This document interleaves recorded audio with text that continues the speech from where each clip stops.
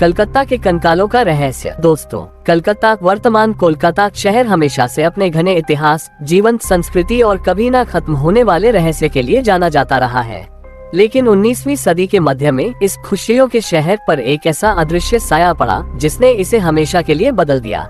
ये कहानी है 1850 के दशक की, जब कलकत्ता की गलियों में एक बीमारी ने नहीं बल्कि एक काली हवा ने दस्तक दी थी।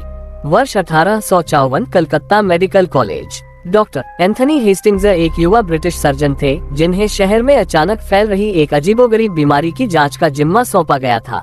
ये बीमारी हैजा कॉलरा नहीं थी, न ही कोई ज्ञात उष्णकटिबंधीय बुखार। डॉक्टर हेस्टिंग्स ने अपनी डायरी में लिखा था, बीमारी बहुत अजीब है।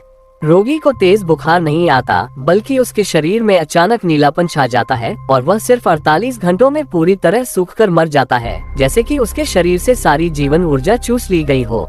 स्थानीय लोग इसे काली हवा का श्राप कहते हैं। मरने के बाद उनके कंकाल पर मांस बहुत कम बचता है, हड्डियां इतनी भंगुर हो जाती हैं कि छूने से टूट सकती हैं। सरकारी रिकॉर्ड इससे तीव्र निर्जलीकरण मानते रहे, लेकिन डॉक्टर हेस्टिंग्स को संदेह था। डॉक्टर हेस्टिंग्स ने देखा कि यह बीमारी विशेष रूप से शहर के पुराने दलदली क्षेत्रों, जिसे सोनारगांव कहा जाता था, में ज्यादा फैल रही थी।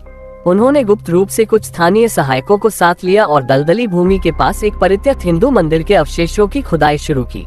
वहां उन्हें एक चौंकाने वाली खोज मिली। जमीन के नीचे एक गुप्त खोह थी जिसमें अनगिनत मानव कंकाल एक असामान्य स्थिति में रखे हुए थे। वे कंकाल उन लोगों के थे जिनकी मृत्यु काली हवा से हुई थी, लेकिन एक कंकाल बाकी सबसे अलग था। यह एक महिला का कंकाल था जिसके चेहरे की हड्डी पर एक जंगली अप्राकृतिक मुस्कान जमी हुई थी और उसके हाथ की उंगलियां अजीब तरह से मुड़ी हुई थीं, जैसे वह आखिरी सांस में हवा में कुछ पकड़ने की कोशिश कर रही हो।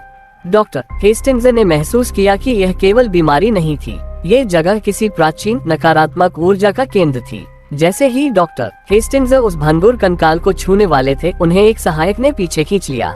सहायक ने फुसफुसाते हुए कहा, डॉक्टर साहेब, ये हवा है।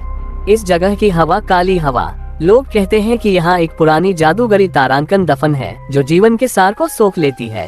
जांच करने पर उन्होंने पाया कि उस खोह की मिट्टी में एक ऐसा गहरा काला फफूंद ब्लैक मोल्ड पनप रहा था जो हवा में ऐसे विषैले बीजाणु छोड़ता था जो सांस के साथ फेफड़ों में जाकर शरीर के कैल्शियम और नमी को तेजी से खा जाता था। ये फफूंद एक अज्ञात प्राचीन जैविक हथियार जैसा था। ये फफूंद सदियों से वहाँ दफन था, लेकिन 1854 में अत्यधिक गर्मी और नमी के कारण यह सक्रिय हो गया। डॉक्टर हेस्टिंग्स ने इस तथ्य को सरकारी रिपोर्ट में दर्ज करने की कोशिश की, लेकिन इसे अंधविश्वास कहकर खारिज कर दिया गया। सरकार ने उस पूरे क्षेत्र को जलाकर मिट्टी से पाट दिया। काली हवा शांत हो गई, लेकिन डॉक्टर हेस्टिंग्स जानते थे कि वह फफूंद केवल सुप्त हुआ है, मरा नहीं है। आज भी जब कलकत्ता में गर्मी और नमी चरम पर होती है तो पुराने निवासी कानाफूसी करते हैं कि उन्होंने हवा में एक अजीब सड़ी हुई गंध महसूस की है, जैसे कि जमीन के नीचे दफन कोई पुरानी चीज फिर से सांस ले रही हो। ये थी कलकत्ता की काली हवा और डॉक्टर हेस्टिंग्स की डायरी के पन्नों में दफन भंगुर कंकालों की रोंगटे खड़े कर देने वाली कहानी। आपकी राय बहुत मायने रखती है।